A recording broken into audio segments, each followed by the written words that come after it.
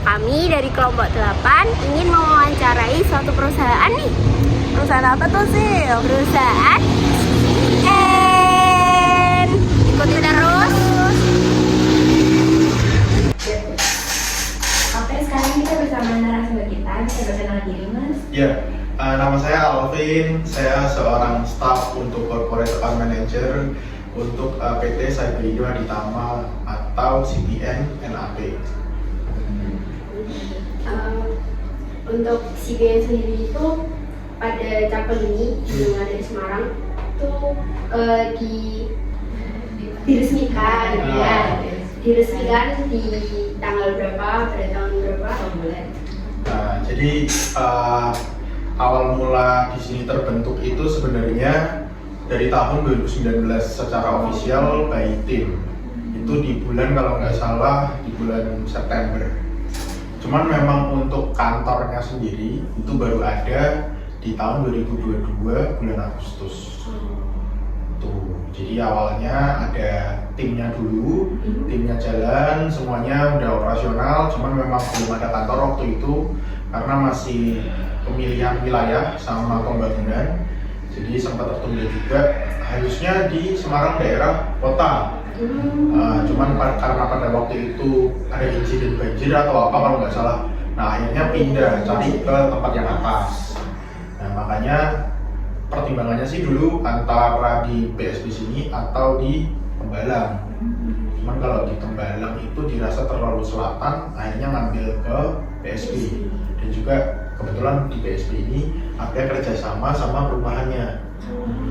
Jadi ya win-win solution lah, pas gitu, sejalan sama misinya kayak gitu. Untuk tim awalnya sendiri itu di sini ada berapa orang? Tim awal sendiri itu kita dulu ada 3 divisi. Yang pertama sales untuk broadband, yang kedua admin, yang ketiga untuk corporate account manager tadi, atau sales untuk corporate itu B2B. Itu awalnya. Kalau alur sistem yang bekerja dari awal sampai akhir di CBN sendiri itu gimana ya, Mas? Jadi alur sistemnya ya, jadi sistemnya itu mungkin kita lebih kerucutin lagi ya ke sistem layanannya sama bagaimana kita deliver atau provide layanan kita ke pelanggan.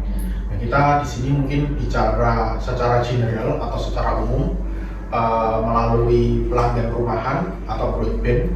Jadi yang pertama itu pastinya kita terjun ke lapangan atau kita jemput bola di lapangan, bisa dengan acara atau event, terus bisa juga lewat kita masuk ke rumah door to door, bisa juga kita melalui sosial media, yaitu metode masing-masing sales yang di lapangan ya, itu masing-masing. Nah setelah didapat datanya, data pelanggan, misal dari orang tua kalian atau kalian sendiri gitu kan, yang aduh aku kayaknya butuh wifi di rumah, ya udahlah karena di sini coveragenya adanya CBN, Telkom dan ini kayaknya yang paling oke CBN deh misalnya ya ini ya kayak gitu. Jadi dari situ bisa menghubungi salesnya kita.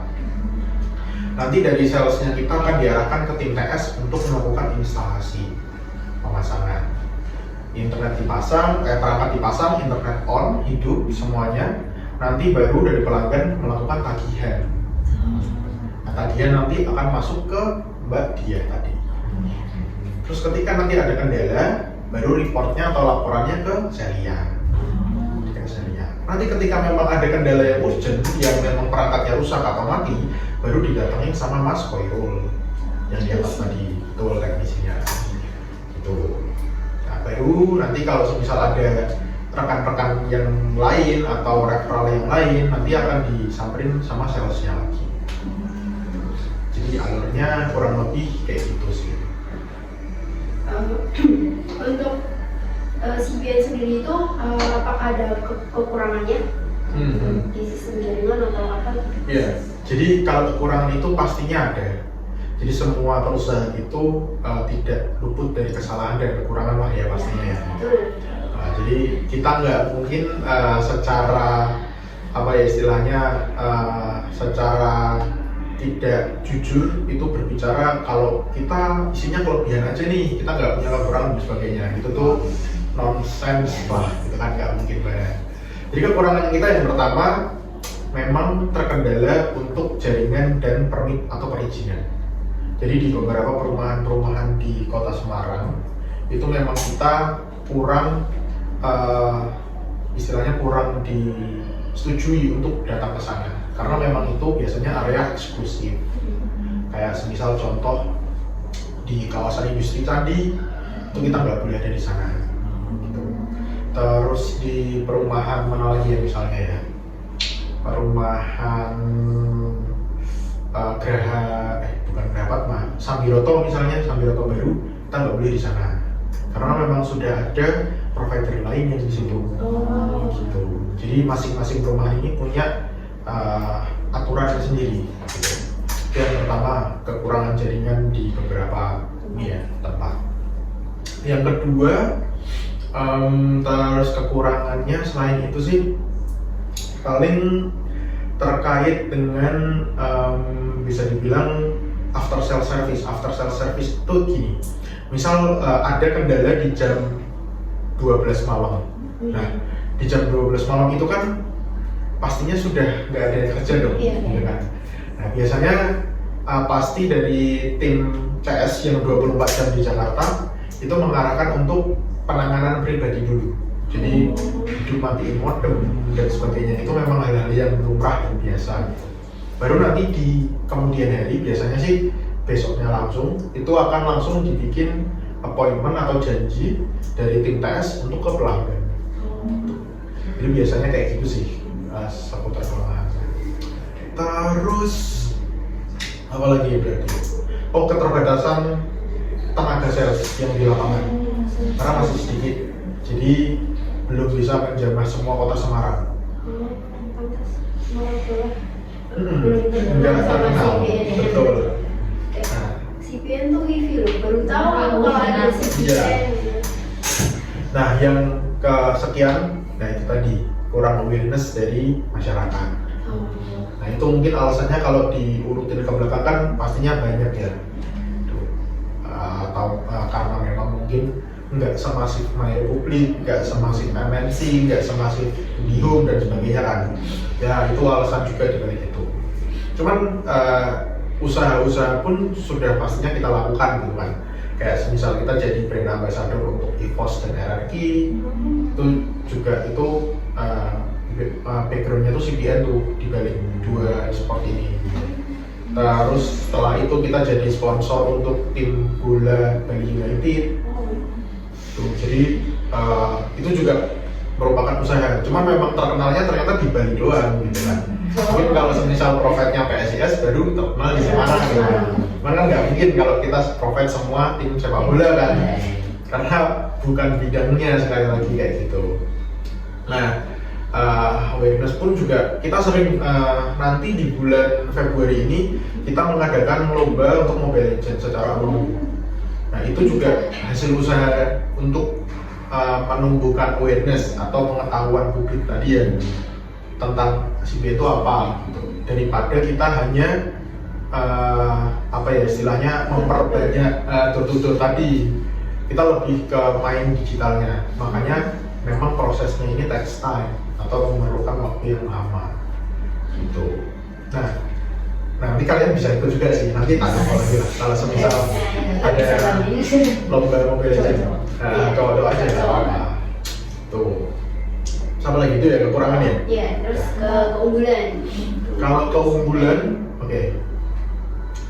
Keunggulan yang pertama statusnya kita itu berbeda sama status ISP atau provider yang lain.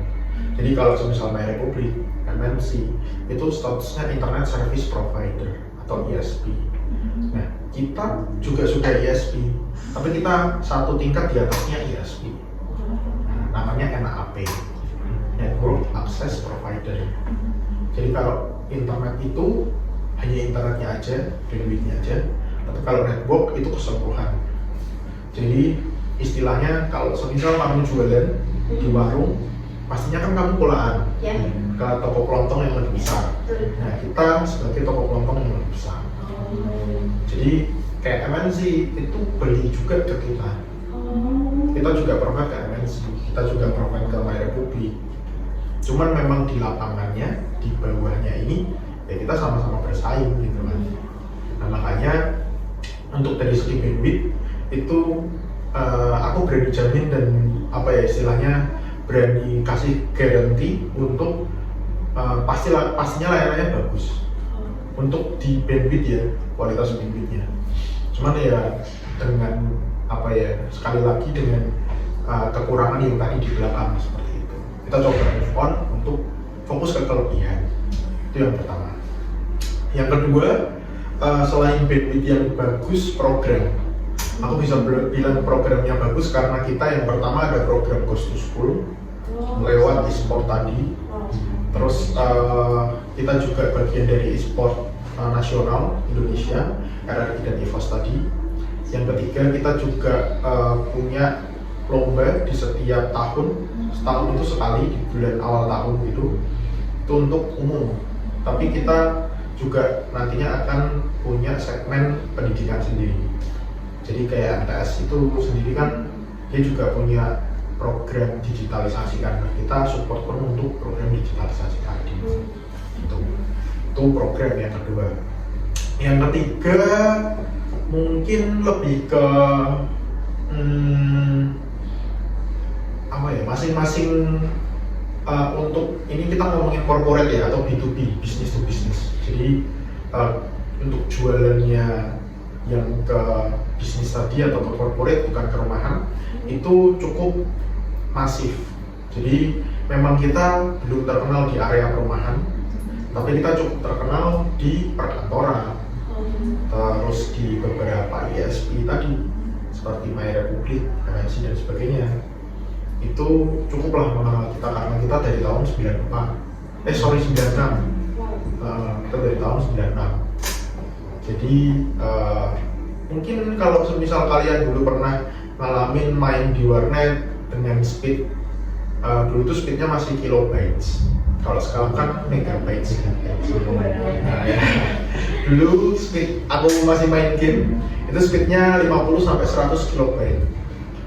Gambar itu kalau mendownload gambar ukurannya 2 kilobytes, 2 KB, 1 KB, 3 KB. Ada yang bytes. Jadi semakin kecil. Kalau sekarang kan udah gigabyte kan, gigabyte, terabyte. Kalau dulu masih kilobyte. Tuh. Ya, jadi kita menjadi bagian perjalanan dari perkembangan internet di Indonesia. Salah satunya kita CBN. Itu kelebihan kita sih. Selanjutnya layanan apa aja yang ditawarkan di perusahaan ini CBN? Oke, kalau layanan yang pertama pastinya internet, terus TV. Kita ada layanan Dance TV namanya. Itu satu paket STB TV itu sudah ada isinya Netflix, YouTube, terus sama Korean TV channel gitu, sama anime channel, sama channel mancanegara. Jadi totalnya 52 channel. Itu udah satu paket sama langganan rumahan. Itu yang pertama layanannya. Terus yang kedua layanan untuk korporasi biasanya atau kantor-kantor, sekolahan-sekolahan, hotel dan sebagainya. Itu kita juga provide internet, lalu provide untuk pengadaan perangkat seperti access point, router, terus misal mau pengadaan TV, pengadaan AC yang seputar perlengkapan penunjang bisnis atau operasional. Itu kita juga bisa adakan lah istilahnya seperti itu. Yang kedua. Nah yang ketiga, yang keempat kita juga melayani untuk layanan ke ISP. Jadi misal nih kamu punya ISP namanya My Putih misalnya, My Siva, Putih Siva ya, My Siva misalnya, ya kan, bukan My Republic tapi My Siva ya. Kamu bisnis internet service provider nih, kamu yang jualin ke rumah-rumah gitu kan, nanti kamu ngambil atau pulaan bandwidthnya ke CBN, itu bisa, kita provide ke sana juga. Jadi beli internet untuk dijual lagi, nah itu juga bisa. Terus kita juga jualan ya sama seperti itu, untuk layanan managed service. Jadi managed service itu misal kamu Siva punya hotel, misalnya kan. Terus habis itu pakai internetnya CBN. Nah, untuk memelihara jaringan yang ada di hotel itu, kamu bisa beli layanan di CBN juga, namanya managed service. Jadi itu kita plotting orang di sana untuk kerja di sana, untuk jagain jaringan yang ada di sana. Jadi setiap kali ada kendala akan langsung dihandle, gitu, tanpa mati dulu, tanpa ada OTW dulu, tanpa ada keributan dulu kayak gitu. Dia langsung aja ke ruang server dan sebagainya, perbaikan. Itu sih pelayanan yang kita bisa provide.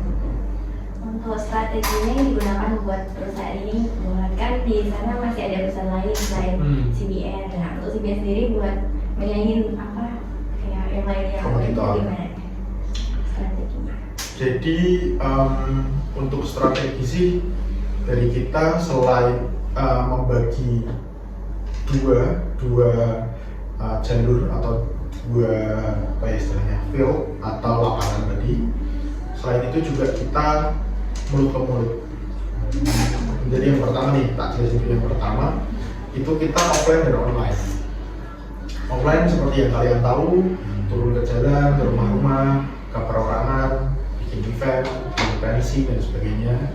Terus yang online kita melalui sosial media, TikTok, Instagram dan sebagainya. Kita nge-ads di sana, bikin iklan, terus ada KOL juga atau influencer kayak gitu-gitu. Tapi khusus di Jakarta, yang harapannya awareness-nya bisa nyebar ke masing-masing daerah. Gitu. Itu yang pertama, jalur yang pertama. Jalur yang kedua mulut ke mulut. Dari mana sih? Biasanya dari orang-orang sales di lapangan yang memang dia spreading awareness-nya langsung. Gitu. Termasuk dari kita juga yang secara corporate, yang memang pendekatannya corporate to corporate. Jadi kita sering datang ke event-event acara himpunan, misal himpunan IT Semarang bikin acara, nah kita datang, kita giving sponsorship, kita disuruh jadi bagian dari acaranya mereka. Terus habis itu kita sumbang sih untuk door prize-nya mereka dan sebagainya. Itu salah satu upaya kita ya sebenarnya untuk strategi pemasaran kita. Lalu bagaimana CBN ini melindungi data-data privasi pelanggan? Jadi karena kita perusahaan atau provider internet yang erat kaitannya ya sebenarnya bergandengan banget lah sama security data atau keamanan data. Jadi di kita itu sudah ada sistem yang namanya itu yang pertama namanya anti DDoS. Anti DDoS itu serangan dari luar. Nah, serangan dari luar itu selain ambil data, dia juga menaikkan bandwidth atau menaikkan traffic internet. Misal kamu langganan 50 MB, tapi baru pakai 3 MB misalnya. Nah, yang diserang sama anti DDoS itu sisanya. Jadi kamu langganan 50, kepakainya baru 3. Berarti kan masih menyisakan 47 MB. Nah, 47 itu dipenuhi sama si malware itu. Itu yang pertama, anti DDoS. Kita sudah punya anti DDoS-nya itu atau anti serangan DDoS kayak gitu. Yang kedua yang kita pastinya punya dan terus upgrade untuk keberlangsungan perangkatnya itu namanya firewall. Jadi firewall ini fungsinya untuk keamanan digital pertama, kedua keamanan perangkat. Jadi keamanan digital itu selain menghalau dari pencurian data, terus dari hacker atau kejahatan-kejahatan digital, juga memantau web-web yang terindikasi bisa merusak keamanan itu sendiri, seperti itu. Jadi itu tadi kita ada anti DDoS secara pribadi secara perusahaan maupun dijual itu juga bisa. Terus sama firewall tadi, kalau firewall memang kita gunakan sendiri dan terus terupgrade setiap bulan atau setiap tahun gitu. Dan apa yang perusahaan anggap sebagai risiko terbesar terkait dengan sistem ini? Kalau resiko terbesarnya pastinya kehilangan banyak pelanggan ya. Ketika memang itu tadi tidak bisa kita laksanakan gitu kan. Tapi juga kembali lagi untuk keamanan data sebagainya itu memang sudah kewajiban gitu kan. Makanya akhirnya kita punya predikat ISO. Predikat ISO itu predikat yang diberikan oleh lembaga resmi di Indonesia itu yang menandakan bahwa perusahaan itu capable untuk menjaga data-data kalian. Itu namanya ISO 40700 kalau nggak salah, aku lupa. Itu bisa dibilang kayak kalau HP-mu ada IPv6 atau IPv berapa yang memang terhindar dari debu, air dan sebagainya. Nah itu fungsinya ISO itu untuk menjamin itu. Makanya resikonya tadi. Bagaimana strategi perusahaan supaya CBN terus bertumbuh? Strateginya sebenarnya seperti yang tadi sempat disampaikan. Jadi kita melalui beberapa cara, 2 cara, offline online dan juga ke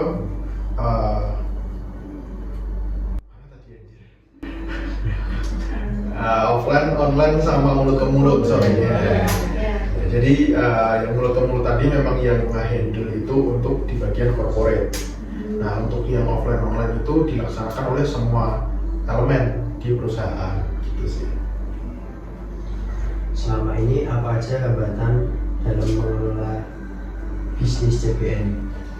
Hambatan yang pertama yang berkaitan dengan pastinya kelistrikan. Jadi ketika memang kita sudah on, sudah up nih internet, tapi kalau listrik mati juga ya mati biasa ya. Itu hambatan paling basic ya, paling dasar yang semua orang perlu maklumi gitu. Mati lampu juga mati. Terus yang kedua, nah ini untuk hambatan yang terkait dengan strategi tadi ya. Sebenarnya hambatannya itu bukan hambatan sih lebih tepatnya, tapi ketertundaan ya. Jadi ketertundaan ini banyak penyebabnya. Ada yang memang dari faktor eksternal, ada juga yang faktor internal. Kalau faktor eksternal biasanya memang bukan dari kita yang mengatur, tapi dari market, terus dari fluktuasi pasar. Jadi pergerakan-pergerakan itu ya pastinya sudah kita prediksi, cuman kan prediksi kan pasti ada luputnya. Nah kalau yang sisi internal ya biasa paling dari kelalaian masing-masing staff atau keterlambatan masing-masing staff dalam mengolah data mereka atau kurang performnya mereka itu juga bisa jadi hambatan-hambatan kita gitu. Terus bagaimana CBN ini mengelola sumber daya manusia atau pekerja dan teknologi untuk mendukung operasional yang efisien?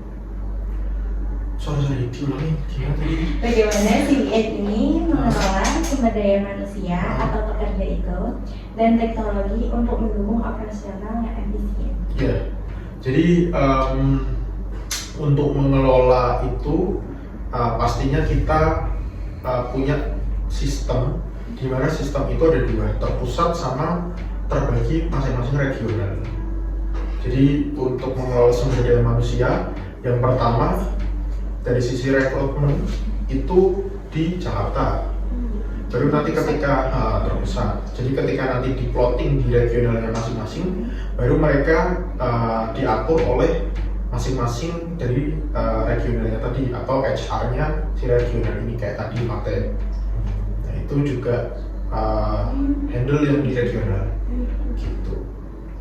Makanya dari situ untuk operasional dan handling untuk staff tadi kan tidak dilakukan oleh satu orang, pastinya ditunggu oleh beberapa regional. Makanya bisa dikatakan efektif maupun efisien itu tidak ditunggu hanya satu ini saja, satu tumpuan aja, tapi di banyak tempat. Itu sih kurang lebih. CBN sendiri kan kantor pusatnya di Jakarta ya Mas. Untuk cabang-cabangnya itu udah tersebar di mana aja? Kalau cabangnya kita mulai dari ujung barat itu ada di Medan, terus ada di Padang, Wow. terus ada di Sumatera Selatan itu ada di Riau kalau nggak salah, atau di Lampung, aku lupa sih.